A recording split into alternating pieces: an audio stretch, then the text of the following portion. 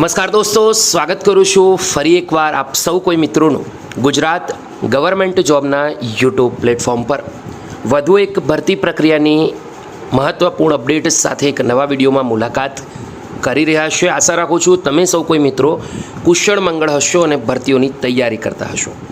વાત કરીશું PGVCLની, પશ્ચિમ ગુજરાત વીજ કંપની લિમિટેડની। દોસ્તો, ગુજરાતની અંદર વિવિધ 4 દિશાઓમાં વિવિધ 4 વીજ કંપનીઓ છે। PGVCL, MGVCL, UGVCL અને DGVCL વિવિધ ભરતીઓ આવતી જ હોય છે। તો આવી જ એક ભરતી આવી છે PGVCLમાં, એપ્રેન્ટિસ માટેની છે।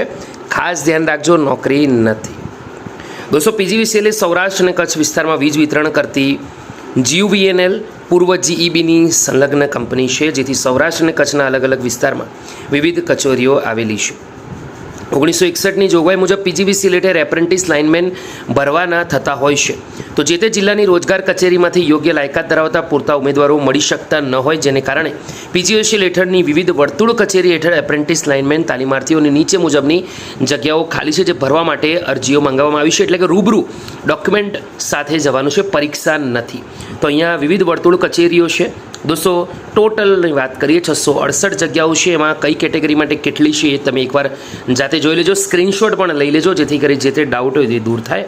ચલો આગળ વાત કરીએ। જગ્યાનું નામ એપ્રેન્ટિસ, જગ્યાનો પ્રકાર એપ્રેન્ટિસ, તાલીમનો પ્રકાર ઇલેક્ટ્રિક લાઇનમેનને લગતી એપ્રેન્ટિસ અધિનિયમ મુજબની તાલીમ 1 વર્ષની રહેશે।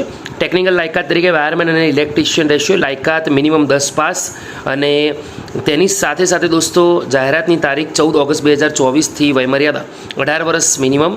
બિન અનામત ઉમેદવારો માટે વધુ 25 અને અનામત ઉમેદવારો માટે વધુ 30 રહેશે। દિવ્યાંગ ઉમેદવારો માટે 35, GSO માટે 295, ઉમેદવારો માટે વધુ 40 વર્ષ લિમિટેશન રહેશે। સ્ટાઇપેન્ડ સરકારશ્રીના ધારાધોરણ મુજબ રહેશે।